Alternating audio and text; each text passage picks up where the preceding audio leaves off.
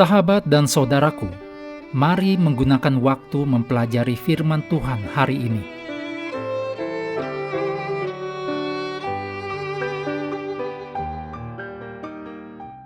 Rabu 20 Mei, judulnya Contoh-Contoh Iman.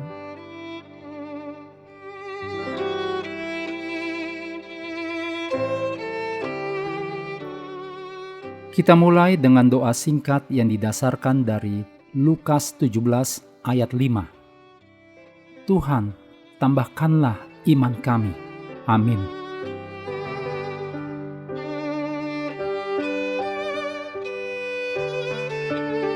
Ibrani 11 penting untuk dipelajari kembali. Pasal mengenai iman yang sejati. Ayat 7-40 menjelaskan kehidupan berbagai tokoh Alkitab. Dan iman menjadi faktor sentral yang mendefinisikan kekuatan hubungan mereka dengan Allah. Mengenal Allah dan memiliki hubungan yang hidup dan kuat dengan Allah memerlukan iman. Cara menguatkan iman kita atau mendorong seseorang yang imannya sedang goyah adalah sebagai berikut. Yang pertama, iman yang kecil seperti biji sesawi sangat berkuasa dan sudah cukup untuk memulai hubungan dengan Allah. Matius 17 ayat 20. Selama bersedia bekerja sama, Allah akan membantu iman kita bertumbuh. Selanjutnya, iman datang dari mendengar Allah berbicara kepada kita melalui firman-Nya. Roma 10 ayat 17. Berkomitmenlah untuk mempelajari Alkitab dan berdoa setiap hari. Berikutnya, mintalah kepada Allah untuk menambahkan iman kita.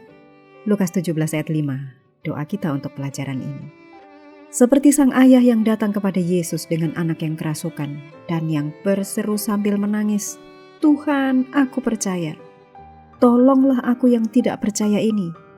Markus 9 ayat 24.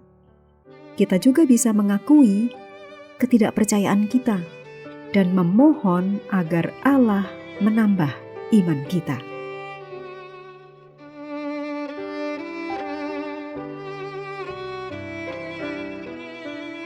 Iman dan keraguan bisa berdampingan, ditulis dalam Markus 9 ayat 24. Jangan menjauh dari Allah hanya karena kita memiliki keraguan. Penting untuk kerjakan keselamatanmu dengan takut dan gentar. Tulis dalam Filipi 2 ayat 12-16. Dan memiliki sendiri iman kita, bukan minta iman orang lain, seperti 5 gadis bodoh yang minta minyak, yang ditulis dalam Matius 25 ayat 8. Selanjutnya, beri respon kepada Roh Kudus dan mintalah lebih banyak kehadiran Roh Kudus dalam hidup kita. Selanjutnya, latih iman kita. Ingat bahwa iman bukanlah perasaan, tetapi keputusan untuk percaya. Percayalah bahwa bahkan dalam kegelapan, saat kita tidak melihat, Allah tetap ada. Ditulis dalam 2 Korintus 5 ayat 7.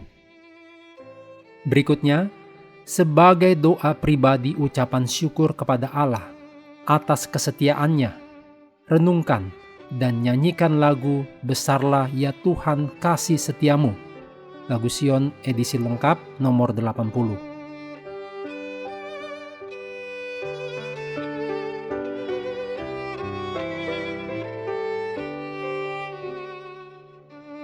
Berikut ini kutipan roh nubuat disadur dari Lift Him Up, halaman 321. Kita memiliki penolong yang kekal di surga, yaitu Yesus Kristus, yang sekarang menjadi pengantara bagi kita di hadapan Allah.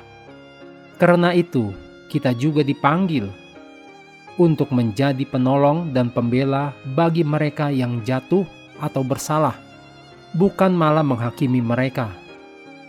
Firman Tuhan mengajak kita datang kepadanya dengan hati yang tulus dan iman yang teguh. Sebab Yesus adalah imam besar yang setia dan penuh belas kasihan.